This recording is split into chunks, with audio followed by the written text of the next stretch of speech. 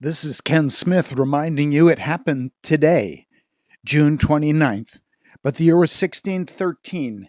Shakespeare's Globe Theatre in London burns down during a performance of Henry VIII. It was on this day, 1850. British ex-Prime Minister Sir Robert Peel falls off his horse and dies 3 days later.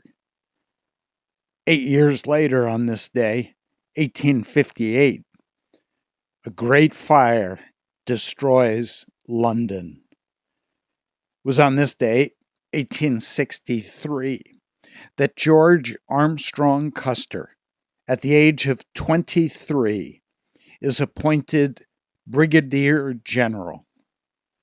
It was on this day, 1863, that Robert E. Lee orders his forces to concentrate near Gettysburg, Pennsylvania. It was on this day, 1936, that George M. Cohan is the first artist to be presented with the U.S. Congressional Gold Medal by FDR. It was on this day, 1940, Batman Comics Monsters rubbed out a circus high-wire team known as the Flying Graysons, leaving behind their son, Robin, as an orphan. It was on this day, 1966, the Vietnam War. U.S. planes bomb the city of Hanoi and Haiphong Bay. It was on this day, 1967, movie actress Jane Mansfield dies in a car crash. It was also this day that Tiny Tim, singing his rendition of Tiptoe Through the Tulips, peaks at number 17. It was on this day, the year 2000, Eminem's mother goes to court claiming defamation of character in a $10 million civil suit after taking exception to the line in her son's song, "My mother smokes more dope than I do." It was on this day, 2007, Enya receives an honorary doctorate from the National University of Ireland.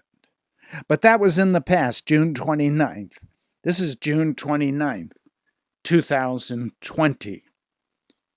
President Trump facing great challenges from the virus, from social and racial unrest. And now, a book written by Mary Trump, the daughter of President Trump's brother, Fred Jr. Fred Jr. died in 1981 at the age of 42 from alcoholism.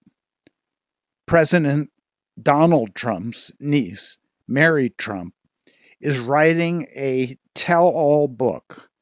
An agreement was reached due to Donald Trump's being famous, running for president, and his sister, Marianne, who is a federal judge. The family made the decision collectively to enter into an agreement that would maintain the confidentiality of the family's private matters. Mary, the daughter of Fred Jr., had agreed, after accepting an unspecified amount of money from the inheritance, that she would not publish any account of her relationship with Donald Trump or his siblings. But this week, Robert Trump, Donald's younger brother, he just spent 10 days in intensive care before being released this week. The first action he took was a legal action to try to stop the publication of his niece's book entitled Too Much and Never Enough: How My Family Created the World's Most Dangerous Man. Robert, Donald's brother, 72, had been at Mount Sinai's Hospital Neuroscience Intensive Care in New York since June 11th, being treated for a serious condition. He was discharged just last week. He then released the statement.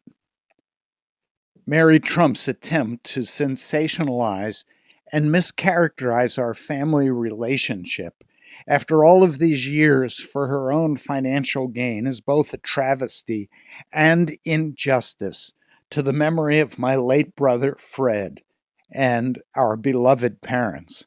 I and the rest of my entire family are so proud of my wonderful brother, the president, and feel that Mary's actions are truly a disgrace. Robert, the brother of Donald Trump, made the statement to the New York Times 48 hours after he was discharged from the hospital. So, in the face of good news, bad news, complicated news, behind it all is one truth: that this is the day the Lord has made. We will rejoice and be glad in it. This is Ken Smith reminding you it happened today, June 29th, 2020.